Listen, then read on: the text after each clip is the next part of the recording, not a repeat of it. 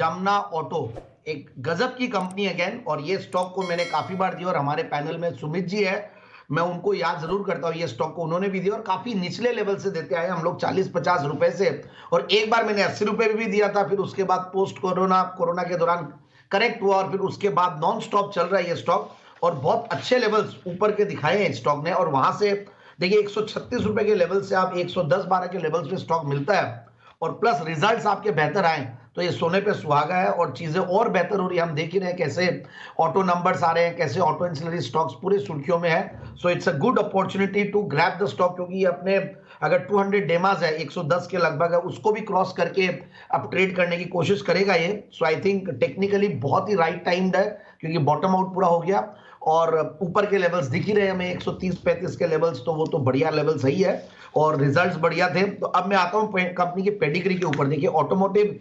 Suspension solutions की market leader है India की, और करीब 68% जो कंपनी क्लेम करते हैं, करीब 68% इनका मार्केट शेयर है, डोमिनेंट मार्केट शेयर है कुछ कुछ प्रोडक्ट्स में इनके, और आफ्टर मार्केट नेटवर्क भी बहुत स्ट्रांग है कंपनी का, और बहुत मतलब करीब 12,000 से ज्यादा रिटेलर्स है, 350 करीब डिस्ट्रीब्यूटर्स है, और करीब 15,000 से ज्यादा मैकेनिक्स के पास ये लोग अवेलेबल है। तो ये बहुत इंपॉर्टेंट है।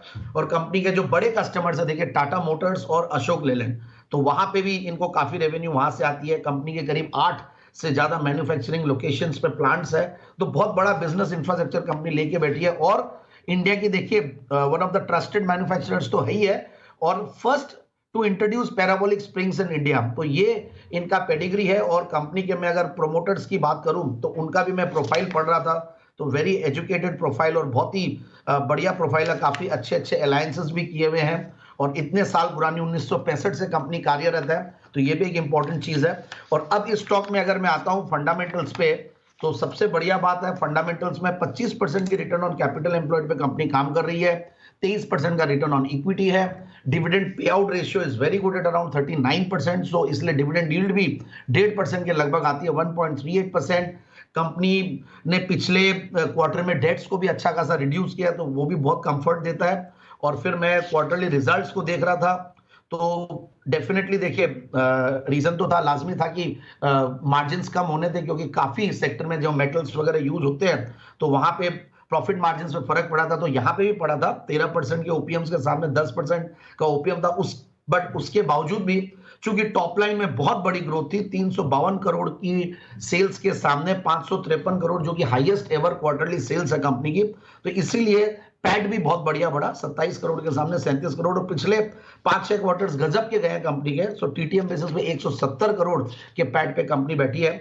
और मैं जब शेयर होल्डिंग पैटर्न देख रहा था, तो एफआईआईज में एक बहुत ही बड़ा, मतलब जिसका नाम देख के मैं बहुत इंप्रेस होता हूं अगर वो लिस्ट में रहे, तो स्मॉल कैप वर्ल्ड फंड इसमें इन्वेस्टेड है 3.25% के लगभग। तो एफआईआईज ने बढ़ाया है कंटिन्यूअसली अपने स्टेक को, तो 7% से ज्यादा एफआईआईज का है। सो ओवरऑल आई फील कि स्टॉक को लेना चाहिए। सो करीब 12-13%, 20%, 21% एफआईआईज डीआईआईज के पास है, तो ये भी एक कॉन्फिडेंस देता, तो स्टॉक को इन लेवल्स पे लेना चाहिए, और 125-130 के टारगेट के लिए।